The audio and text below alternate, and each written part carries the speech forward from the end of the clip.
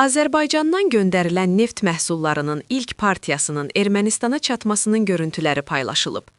Globalinfo.az APAya istinadən məlumat verir ki, dekabrın 18-də SOCAR tərəfindən ilk dəfə olaraq Ermənistana yerli neft məhsulu göndərilib.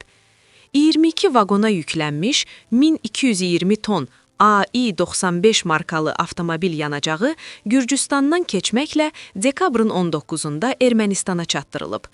Əlavə edək ki, neft məhsullarının ilk partiyası noyabrın 28-də Qəbələ şəhərində Azərbaycan Baş Nazirinin müavini Şahin Mustafayev və Ermənistan Baş Nazirinin müavini Mehir Qriqoryanın görüşündə əldə olunmuş razılaşmaya əsasən yola salınıb.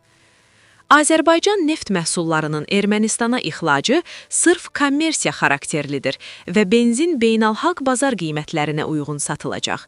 Bu, sülh gündəliyinin təkcə deklarativ xarakter daşımadığını, eyni vaxtda praktiki müstəvidə gerçəkləşdirildiyini əyani şəkildə göstərir.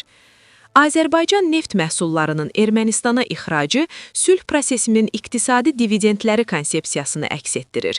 İki ölkə arasında iqtisadi ticarət əlaqələrinin yaradılması istiqamətdə mühüm addımdır. Bu, həm də regionda iqtisadi ticarət əlaqələrinin inkişafına, gələcək dövrdə region ölkələri arasında əlaqələrin genişlənməsinə töhfə verəcək.